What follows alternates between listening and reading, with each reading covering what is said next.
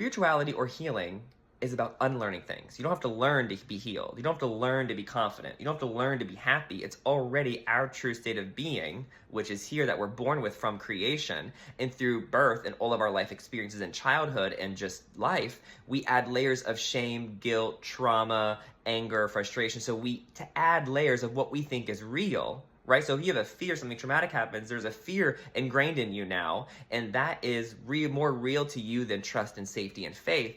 And so that's happening in our subconscious. So that's not really something we're aware of, right? And so we're only ever really aware of our subconscious based on the present moment of what's coming up for us. How are you perceiving, feeling, and narrating reality?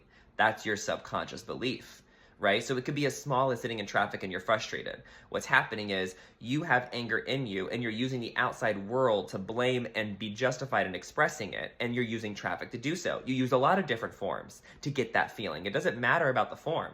It's about the content. There's anger. And so whatever you use in the present moment to justify your anger, it's you showing yourself you have anger, and this is what's separating us from joy, peace, and happiness. And every time you exert an emotion, a thought, or make something real, you're creating.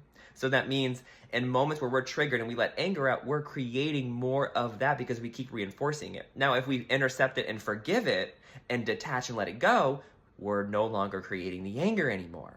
We're teaching ourselves to unlearn, right? To not keep conditioning ourselves and reinforcing that anger is the reaction and the appropriate response that we've always had and have always done, right? We want to understand, we want inner peace and love and all the ways that we have to be vigilant and present in our present lives, right? Through thoughts and feelings, reactions and responses. So we can forgive those and learn to unlearn. So wherever you feel like you're making decisions off of fear, off insecurity, off of trepidation, uncertainty, doubt, you want to be able to recognize that those are just thoughts. You can change them, but the reason why they're so real to you is because you've always made them real.